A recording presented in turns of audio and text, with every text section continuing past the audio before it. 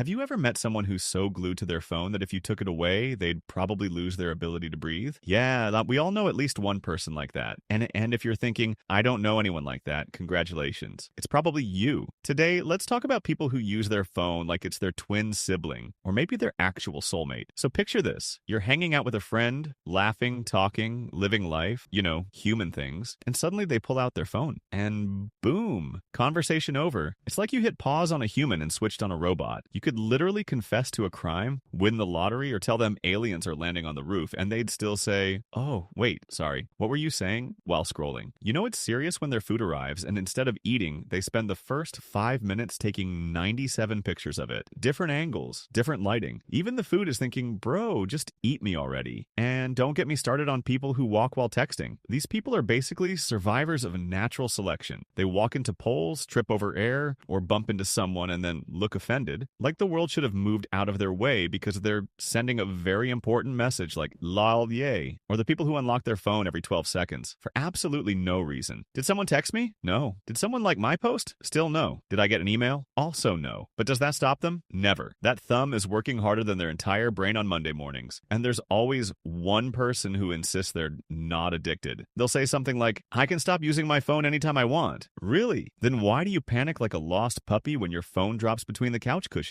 Why do you suddenly forget your entire identity when the battery hits 1%? Why do you plug in your charger like you're trying to save a patient in the ER? Let's talk about couples for a second. You'll see two people on a date, candles lit, romantic music playing, and both of them are on their phones. Not even talking to each other, they're just sitting there like two highly evolved houseplants with Wi-Fi. If Shakespeare were here, he'd rewrite Romeo and Juliet to start with, but soft. What light through yonder screen breaks? And the funny part? People don't even watch videos normally anymore. They watch everything on 2 times speed. Skipping, scanning, sliding. Humans used to enjoy sunsets and nature. Now people get bored if a 10-second video takes too long to get to the point. But hey, I'm not judging. Phones are magical. They can wake you up, entertain you, help you order food, remind you to drink water, track your steps, and even tell you how terrible your sleep was last night. Basically, your phone knows more about your life than your entire family. Still, every once in a while, it's good to look up, like look up for real, not just because your screen froze and you're annoyed. Look up and notice the world a bit, notice your friends, notice the sky, notice that your dog is staring at you like, bro, please put that thing down and feed me. Because the truth is, life's a lot funnier, louder, and more interesting when you're actually present for it. Phones are cool, but they're not cooler than the people sitting right next to you. So the next time you catch yourself scrolling for no reason, maybe try this wild revolutionary idea.